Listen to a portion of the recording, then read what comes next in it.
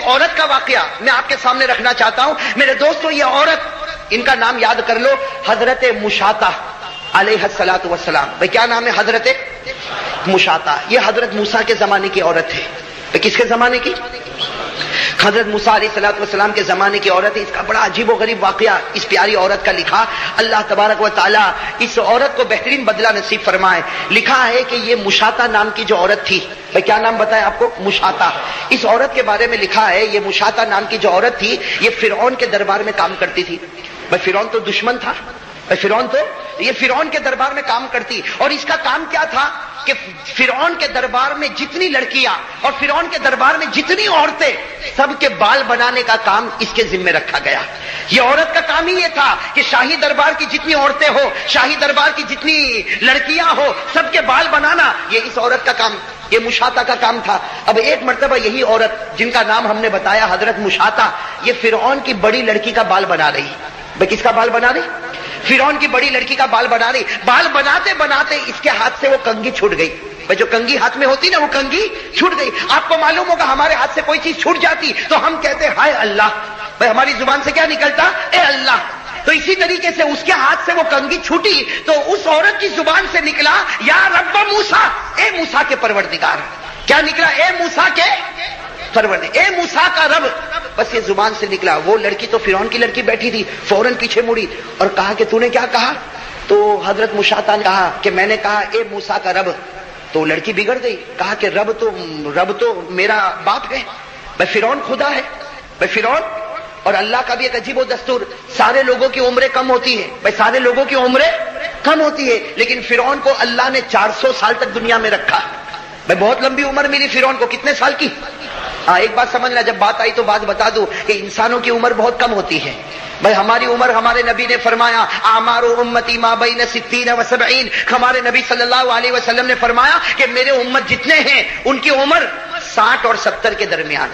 کتنی فرمایا؟ 60 اور کچھ ایسے ہوں گے جو 70 کے اوپر بھی جائیں گے، لیکن اکثر کے بارے میں ہمارے نبی نے فرمایا ان کی عمر 60 ہوگی یا زیادہ سے زیادہ 70. تو انسانوں کی عمر کم ہوتی. بھائی انسانوں کی عمر، فرعون بھی انسان تھا لیکن اللہ نے اس کی عمر کتنی رکھی تھی؟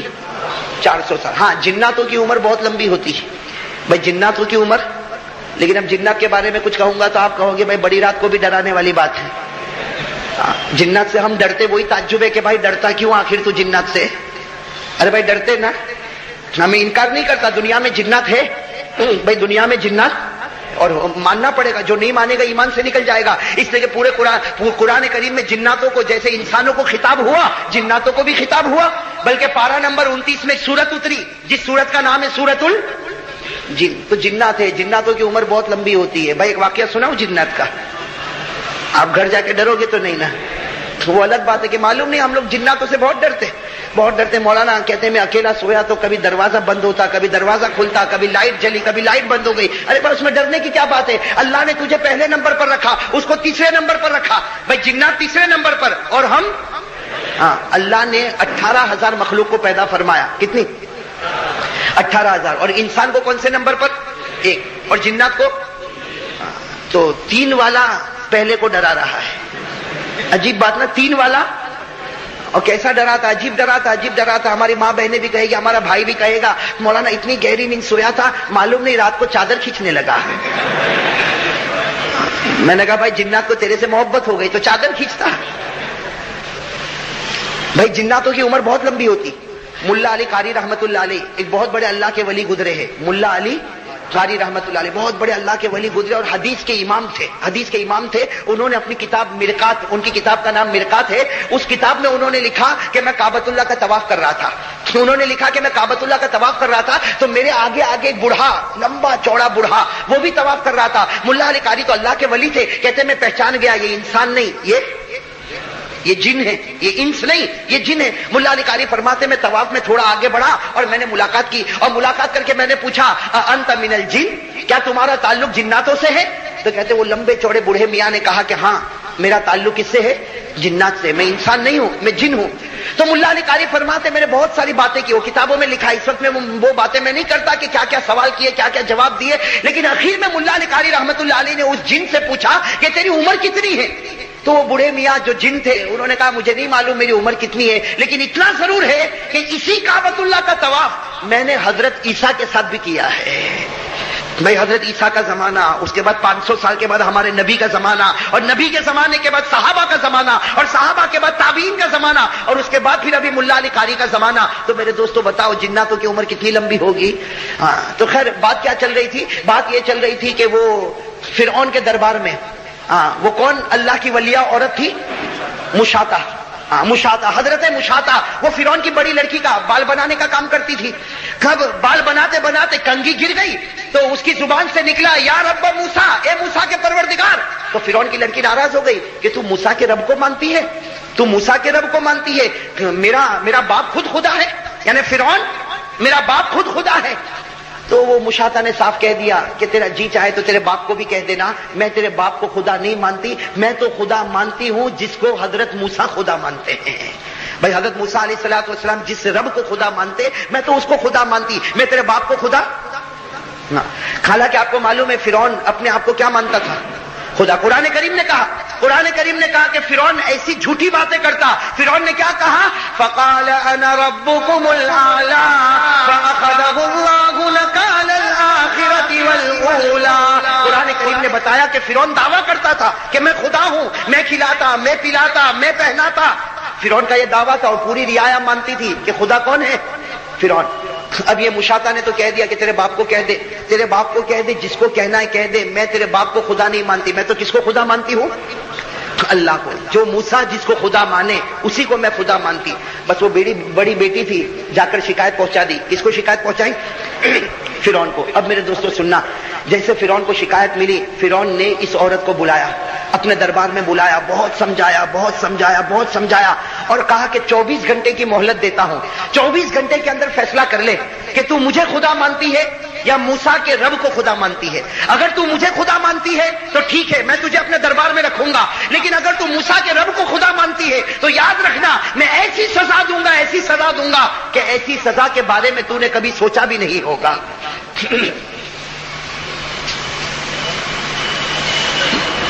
بھائی اب معاملہ جو ایک طرف رکھے، بھائی اب معاملہ کیا ہوا؟ اب وہ لڑکی نے جب فرعون کو بتا دیا اور فرعون نے مہلت دے دی، کتنے ٹائم کی مہلت دی؟ 24 گھنٹے مکمل ہو گئے۔ پورے دربار کو لایا گیا، پورے دربار کو سجا دیا گیا، اور اس کے بعد اس عورت کو لایا گیا جس عورت کا نام کیا؟ حضرت مشاطہ۔ اس عورت کو لایا گیا، وہ عورت درمیان میں آ گئی اور سارا دربار سجا ہوا ہے۔ اب فرعون نے بڑے دبدبے کے ساتھ، بڑے رعب کے ساتھ، بڑے جلال کے ساتھ پوچھا بتا تو مجھے خدا مانتی ہے یا موسیٰ کے رب کو خدا مانتی؟ اس لیے کہ یہ آخری اور فائنل فیصلہ ہوگا۔ بس جیسے کہا مشاطہ نے گردن جھکائی اور کیا جملہ کہا؟ بھائی سب کہو سبحان اللہ۔ کیا جملہ کہا؟ اس عورت نے کہا قالت آمنت برب العالمین رب موسیٰ و ہارون۔ اس عورت نے نہ ادھر دیکھا نہ ادھر دیکھا، بڑے جذبے کے ساتھ کہا میں رب العالمین پر ایمان لے آئی، میں موسیٰ اور ہارون کے رب پر ایمان لائی، اور جب میں نے ایک مرتبہ اس پروردگار پر ایمان قبول کیا، اب تو مار بھی دے لیکن تجھے خدا کبھی نہیں مان سکتی۔ میرے دوستو اتنے بڑے دربار میں فرعون کی عزت کا سوال تھا، فرعون نے کہا کہ اب سمجھ لے میں تجھے کیسی سزا دوں گا۔